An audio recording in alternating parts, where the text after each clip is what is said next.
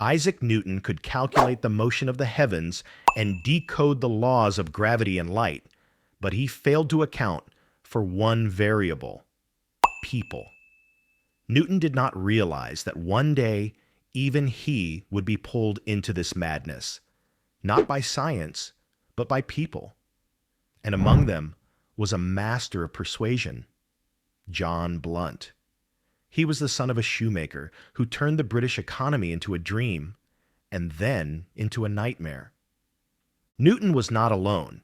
This dream gripped the heart of the British Empire, ministers, lawmakers, and even the king's inner circle.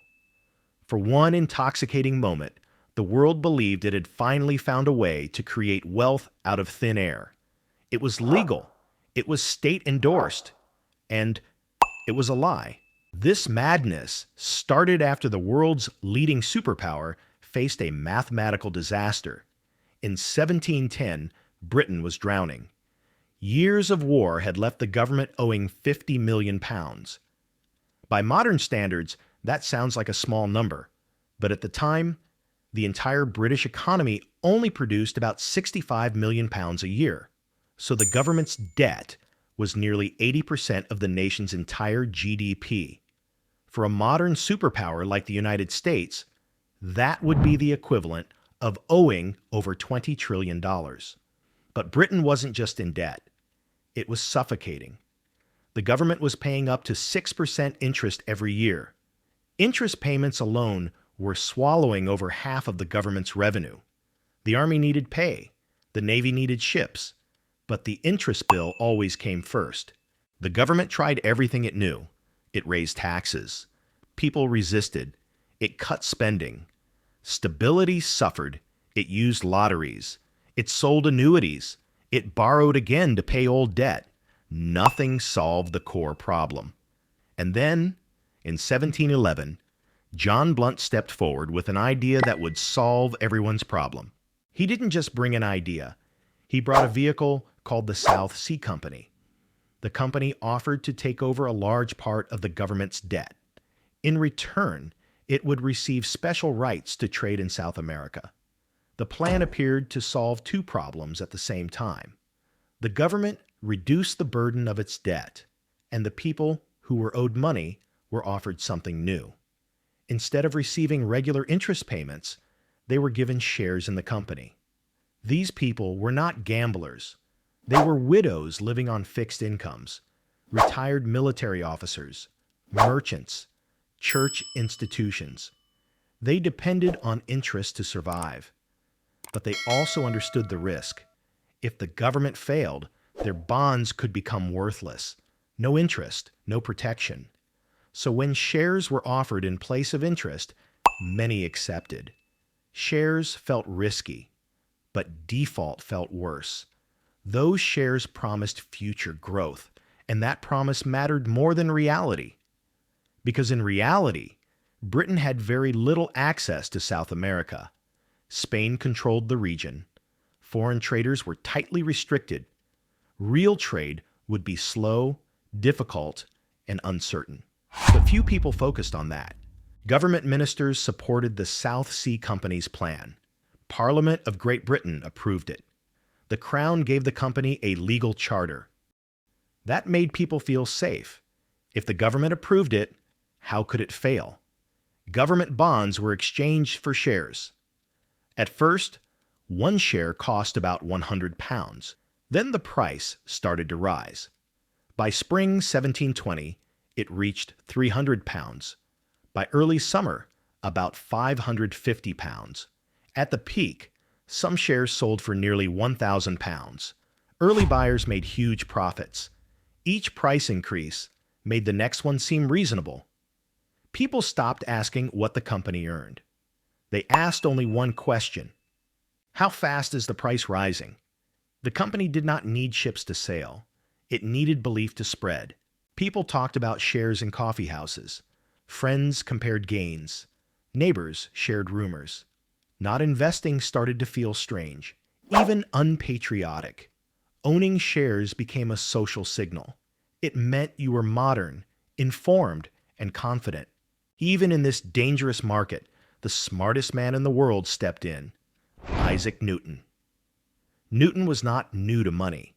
He was the master of the Royal Mint.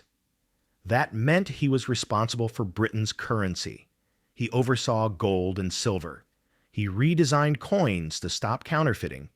For 30 years, money was his daily work. So when Newton bought into the market, people felt safe. If he believed the math worked, who would doubt it?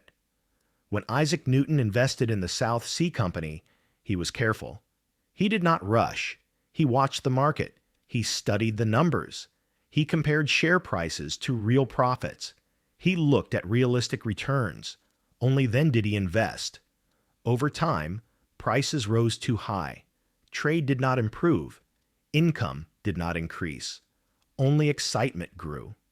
Newton saw the problem. He sold his shares. His patience paid off. He walked away with about £7,000 in profit, a huge sum at the time. It should have ended there. It didn't. The market did not slow down. Prices kept rising. People who stayed were getting rich. At first, gains came from real structure and government support. Later, gains needed no explanation. The rising price became the proof. People invested because others were winning. Speed mattered more than thinking. Waiting now had a cost. Newton still stayed out. He knew nothing had improved, but something had changed. Behavior. Excitement alone could not keep prices rising. The system needed fuel. The company found it in a new payment method. Instead of paying the full price for shares, investors paid a small amount up front and promised to pay the rest later. By the third and fourth offers, someone could claim £1,000 of stock by paying just £10. Demand exploded. Prices rose as more people claimed ownership. Very little new money entered the system. Promises replaced cash. Rising prices created confidence. Confidence attracted buyers. Buyers pushed prices higher. It looked unstoppable, and it was openly advertised. Many new companies appeared. Some had vague plans. Some had strange ideas. One famous company promised great advantage without explaining what it did. The bubble spread beyond the South Sea Company. Speculation became normal. By summer, staying out felt dangerous. Prices were far above where Isaac Newton had sold. He returned. This time, he invested about £20,000, a huge part of his life savings.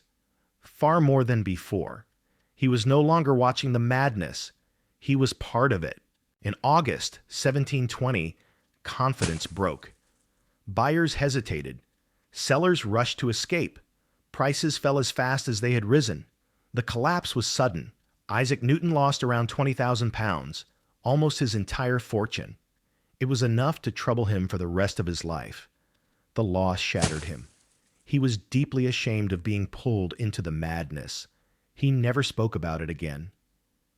Later, he quietly admitted, "I can calculate the motions of the heavenly bodies, but not the madness of people." The damage spread quickly across the country. Families lost their savings almost overnight.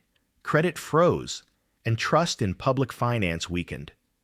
Anger turned toward Parliament. People asked how something this large had been allowed to happen. An investigation followed, but it moved slowly. Officials were found to have received special shares. Some had paid little or nothing up front. Bribery moved faster than honesty.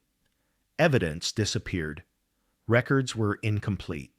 Blame was difficult to assign. John Blunt was punished and lost most of his wealth. Others, far closer to power, were spared. The punishment was uneven. Lawmakers believed they had learned a lesson, not about speculation, but about control. In 1720, Parliament passed the Bubble Act. New companies now needed official approval. Financial innovation was tightly restricted. The market grew quieter. But the cost of that quiet was high. For decades, investment was treated with suspicion. Large projects moved slowly. Innovation became cautious and restrained. Britain did not stop trading, but it learned to fear collective investment. Isaac Newton returned to his work at the Royal Mint. He remained respected and productive. He had shown that nature follows laws. The market showed him something else.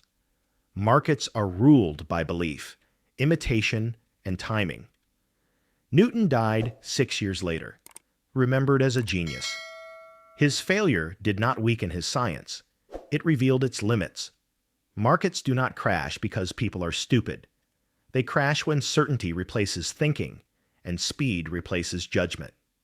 That pattern did not end in 1720. Whenever rising prices are treated as proof, whenever approval replaces analysis, bubbles are born. Understanding does not spread as fast as belief. And intelligence offers no protection.